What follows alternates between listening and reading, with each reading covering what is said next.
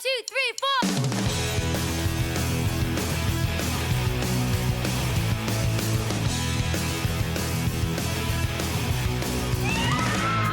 I'm a punk rock prom queen. Brown paper magazine. Hotter than you've ever seen. Everywhere and in between. I'm a 10-ticket through ride. Don't you wanna come inside? A 5-star triple threat. Hardest of the hard to get. No one's little red carpet. Ain't seen nothing like me yet. 6 whole hours and 5 long days for all your lives to come undone.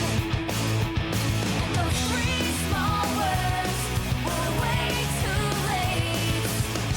'Cause you can't see that I'm the one. Private jets, limousines, luxury suites, and millions of adoring fans. Join us as we travel into the world of the rock star with the cast and crew of the new film, Josie and the Pussycats.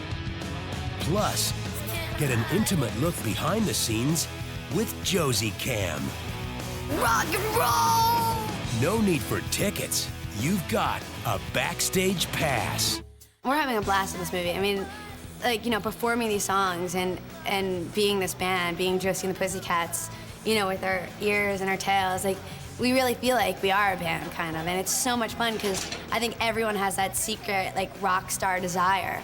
And we're kind of living out that dream, which is so much fun. Oh, that was good! Rock and roll lifestyle. It's a lot of fun. I've always been a closet rock star since I was little. My mom has 1,000,001 stories of her walking in on me in the living room, jamming to something or other. Yo, this is so fly. Whoever's watching this, I know wants to be a rock star, has been practicing air guitar all their lives like I have, and they're preparing for such a role, but I got it, so I'm a rock star. Oh my God, to be a part of a rock band? Are you kidding? Oh, I'd love to do that.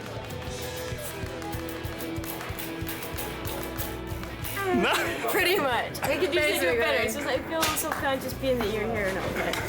We're both super frustrated rock stars, and you will see us between takes, like, walking over to the guitars and picking them up. If there's a drum set, I'll be playing it. Yeah. Everybody on the crew plays. Everyone's you just see, if there's a guitar sitting somewhere and we have a little break, somebody will be playing it, and they'll be good. The hard thing is going to be getting people to get off the stage. Thank you. Thank you, guys. Real nice. Real nice. Thanks for coming out. You're a great crowd. We're this garage band, and our dream is to get a record deal. You know, all things considered, I'd say this was our best show yet. These girls have each other, and they're a little family, they're a little gang. They're really into their music, and they're really into their individuality. They totally stand out from where they live. Look! Skanky had a rock show and nobody came. Hey, did you guys all coordinate before you left the house, or are you wearing the same thing by accident? At least we're not wearing stupid bunny ears. They're not funny, they're leopard. And they're not stupid, they're special. We're special. Yeah, special ed. We are discovered by a man who literally drops out of thin air into our small town of Riverdale. Alan Cumming plays Wyatt Frame, who is my assistant at Mega Records. And De Jour's the boy band that Wyatt bullies. This kind of love is wrong, but you know it feels so right. I love De Jour, actually. Their songs are really, really great. Then why? Leave the light on, baby, and unlock your back door. I'll be coming through that way tonight to love you for sure. Lying on your bed, staring up at the moon. You got me crazy, gotta love you soon. And something happens with the boy band. Wyatt? Yes. Could you make me talk to Marco about him always doing my face? You remember in the what video I established the face? Well, ever since then, every time you see Marco, he's doing the face, and it's mine. You look at him on TRL, hi Carson. You look at him on the Kids' Choice Awards, this is ours, thanks. And then right here on the cover of 17 magazine, hi little girl, beauty secrets. It's my face. It's my face. Oh, hey Travis, am I doing your face? Cause God forbid I do your face, cause it's such a good face. He's an A&R man from the record company, and he has to find another band. I'll have a new band for you first thing in the morning, I swear. And so he is driving along in this place, and he just discovers Josie and the Pussycats literally on the street. This is impossible. Where the hell am I supposed to find them? It's the most genius scene. We're all in the street with our instruments and out of breath. He picks up a CD case. We fill it perfectly. There's a sign that goes by that says #1 bands in the world. And there's smoke billowing behind us. And it's beautiful.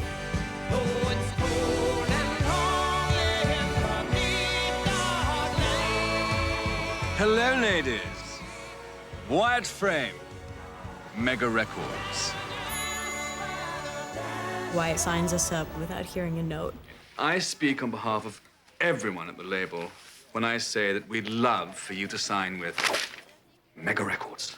Things happen at warp speed from there on He in. looks at me with those innocent eyes and says, it looks like you're wearing some kind of disguise because your hair sticks up, your shoes are untied. I hope that you got that shirt at half price and every word I say falls flat on the floor. I try to tell a joke, he's heard it before, and I don't think that I can take it no more.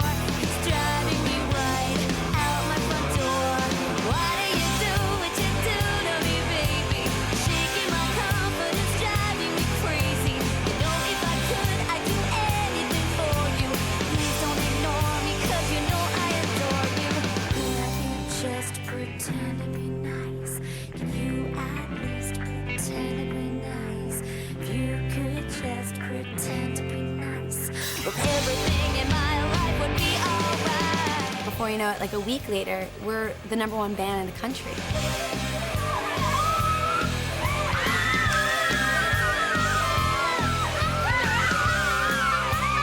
Must be a misprint. We knew if we cast fun girls, the chemistry would be there. And also, they had to be fun, but also they had to be really likable. There had to be something really relatable about these girls, especially Josie, which is why Rachel's such a good fit. I'm sorry. What appeals to me about Josie in this story is that she's very headstrong and very driven. Life is short, and we are musicians, and that means that we should be out there playing music. But at the same time, she'll be the first one to go, oh, I don't know if this is a good idea. Excuse me, I have to. Bathroom? Yeah, me too. I went before we left. Good for you. You know, you should always try to go to the bathroom before you leave the house, even if you don't have to, 'cause Tara is someone that I knew from American Pie. I'm having the best time ever in this movie. I love the girls. I love Dev and Harry. They are awesome. The movie's so much fun. I love Melody. She's the best. And she just was Mel from the moment she came in. She doesn't come off like she's exactly the smartest girl in the world. If you're happy and you know, clap your hands. But she's very intuitive. Like, she knows, she could read people really well. Like, she knows if someone's good or someone's bad. Who else thinks that Fiona's a freak? Oh my God. I'm so glad you said something, because as soon as you said her name, I got the most awful sensation. Like this ice-cold chill creeping up my spine. Oh, sweetie, that's 'cause you're sitting on the O. Oh. Rosario Dawson walked in the room, and the minute she sat down and her face lit up as she talked about it, we thought, there's Val. The way I see Val is that she's really dependable. This is her chosen family. They live together. She loves what she does. She loves the bass. She loves music. And she believes in their potential. She believes that they should be where they end up. Who's a rock star? I am. No one really knows how Alexander got this job, probably because no one else wanted it. Hello? Uh-huh. Oh, you want a demo tape of the Pussycats? Your phone didn't even ring. It's on vibrate. It's more like they met him in high school and he said, oh, well, I'll be your manager.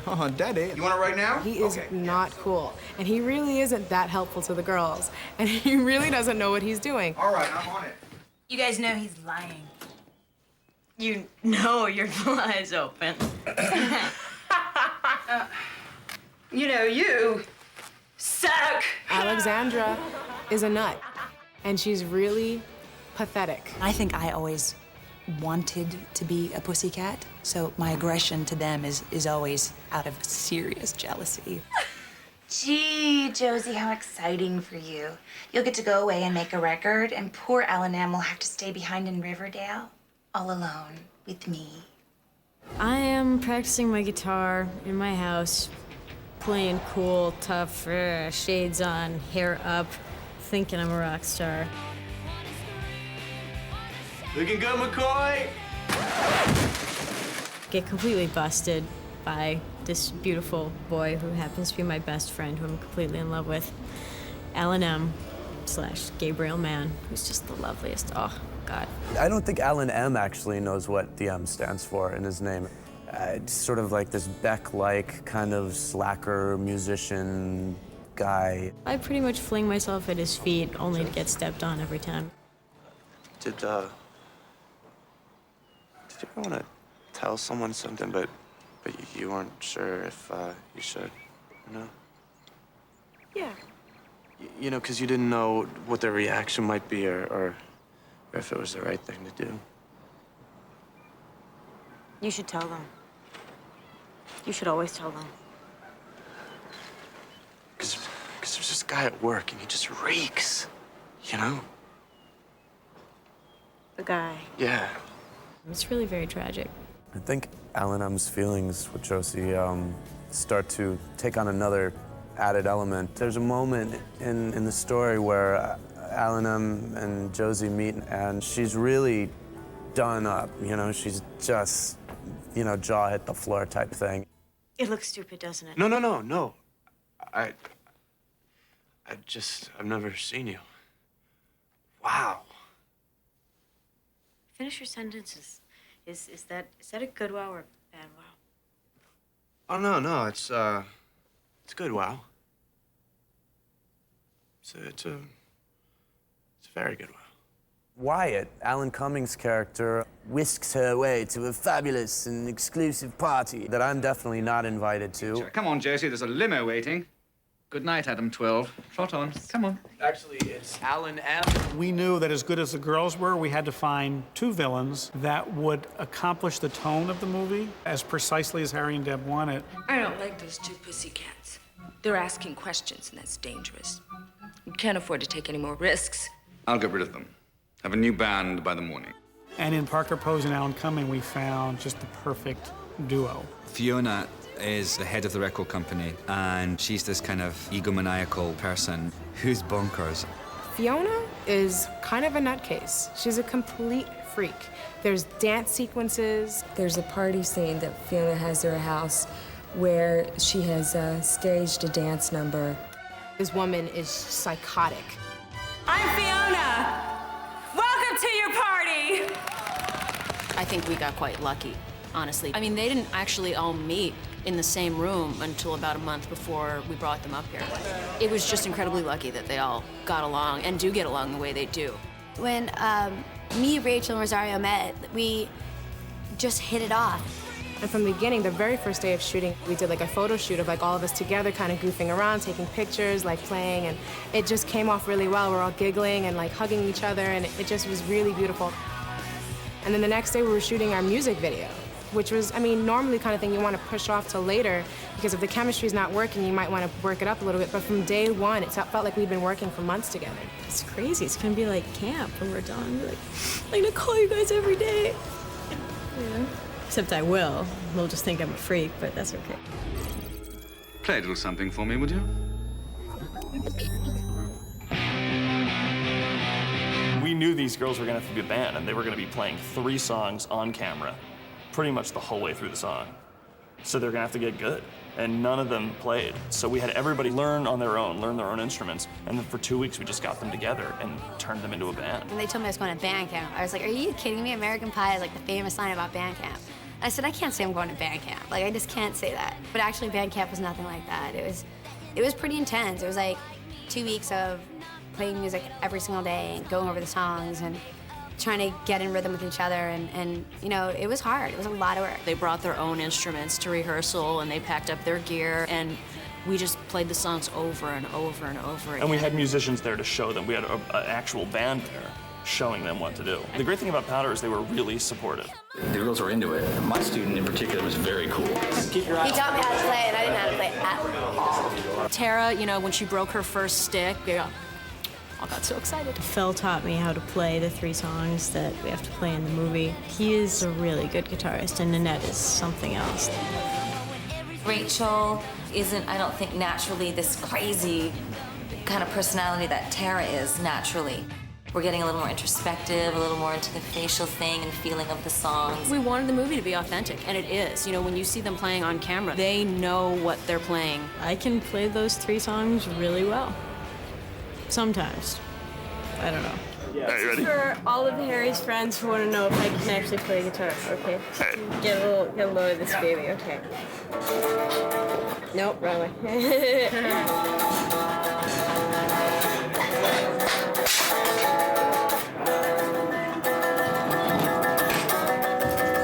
I know how to play those songs, which is what I just needed. I needed that confidence to know that I was hitting the right chords, and if they turned off the music and they plugged this in, that I could really play that song.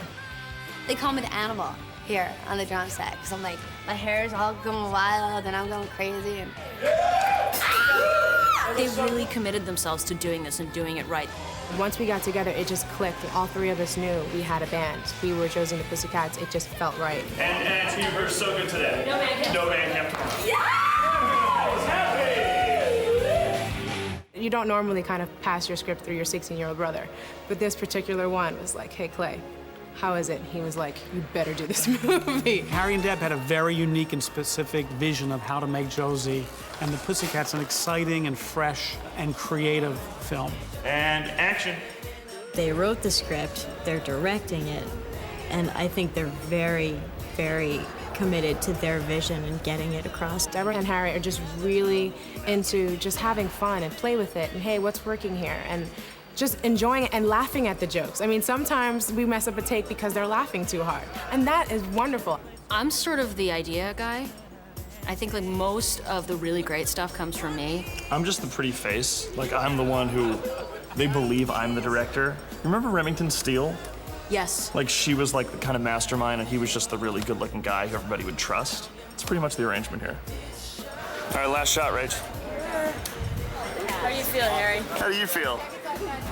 I'm so excited. Ooh, yeah, and I just can't hide it. That special chemistry is really there because we really are having a good time and we really are enjoying each other and enjoying coming to work every single day. Deborah and Harry really make that happen.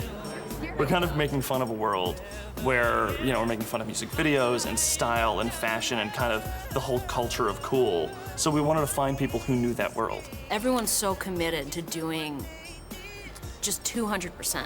From Maddie Libatique, who's our director of photography, and Yasna Stefanovic, who's our production designer, and Lisa Evans, our costume designer. Every single one of them, all they want to do is make this movie perfect. I remember looking at the first renderings of the costumes of all the characters, and they're all so grungy and raw. Like, they've really taken that glam rock kind of an image for the girls. I don't dress like this every day, I must admit. I love the clothes and the makeup in this. Everything we wear is custom made to fit us. Lisa Evans is brilliant. Even though it's a contemporary film, 95% of everything that's seen on camera will have been designed and made because we've incorporated sort of period costumes from the 70s just in style through something that I like to call a little bit futuristic or fashion forward because we're trying to create a little bit of a surreal environment. So I wanted to do things that people had never seen before to try to create a new look. My favorite outfit for Rachel is the first outfit we see her in the movie, which is the t-shirt that says Sid with the chains and the black suede pants. I think it just says everything we need it to say about this movie because it's sexy and hip and rock and roll. Every day I get excited to go in my trailer to see what I'm gonna wear today. I'm like, ooh, what am I wearing today? And I fall in love with my costumes. Tara's just really fun to work with because she loves clothes. I think her party outfit that she wears to Fiona's party is probably my favorite because it just was such a beautiful fabric and the color was great. And Rosario wears things that are still sexy, but they're a little bit stronger in character and more intense fabrics and colors. The choices that are made in the clothing are just really, really tight. And it's fun, it's so nice when you get to really play around with Lisa with the clothes and the pants and the cat ears. I mean, she really like made it cool.